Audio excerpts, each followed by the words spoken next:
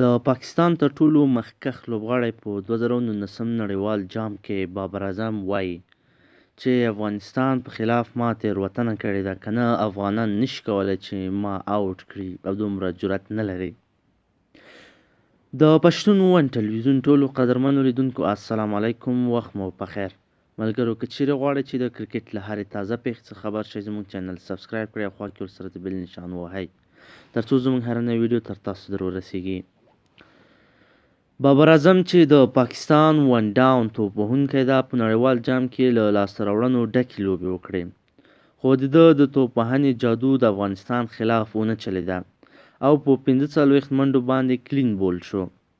دی ون ډاون راغی او د فخر زمان آوټ کېدل یې جبران کړل. له امام الحق سره یې ډېر وخت ولاړ و او پاکستان یې له بحرانه د رایستلو خواته روان کړی و، خو محمد نبي چې د افغانستان غوره الراونډر لوبغاړی ده، بابر اعظم یې کلین بولډ کړ. بابر د افغانستان خلاف ډېر ښه روان و، 45 منډې په 51 توپونو کړې وې او 5 څلوریزې لوبولې وې. بابر اعظم څخه په یوه ټلویزیوني مرکه کې پوښتنه شوې چې ولې د افغانستان خلاف ښه ونه ځلېدې. بابر اعظم وایي ما د غلط شاټ وهلو هڅه وکړه او همدا علت و چې بولډ شوم.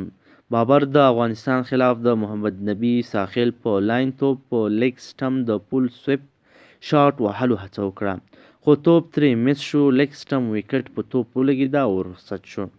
له ده دا پوښتنه هم وشوه چې ته ولې د ځان لپاره لوبه کوې او ډېر سلو یا کرار لوبېږې. بابر اعظم وایي زه په دې فکر نه کوم چې مقابل لوری څومره ځواکمن دی، بلکې زه په خپله لوبه ښه پوهیږم چې څنګه مخته ولاړ شم. زه د حالاتو مطابق لوبه کوم. لومړی زه خپل پلان تعقیبوم او دوهم د لوبډلې پلان تعقیبوم. د پاکستان یو بل لوبغاړی امام الحق ویلي چې دی د لوبو پر مهال هیڅ ټولنیزې رسنۍ نه کاروي. دی وایي په ټولنیزو رسنیو هر چا له ځان څخه مبصر جوړ کړی وي، په ناسمو نیوکو د لوبغاړو اذهان خرابوي او لوبغاړي بیا هغسې نشي ځلیدای لکه څنګه چې اړتیا وي.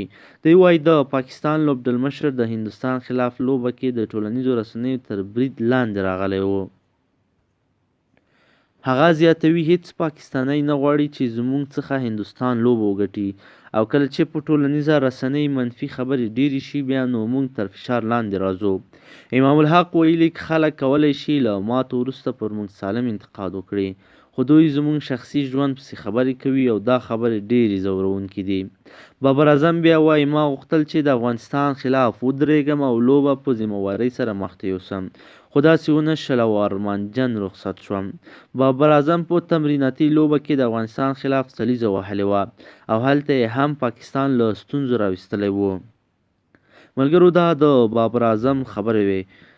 ملګرو که چیرې غواړئ چې د کرکټ له همدارنګه تازه او مهمو کره پیښو څخه خبر شئ، زموږ چینل سبسکرایب کړئ او خوا کې ورسره د بیل نشان وهئ تر څو زموږ هر نوې ویډیو تر تاسو در ورسیږي. ملګرو نظر مو راسره حتما شریک کړئ.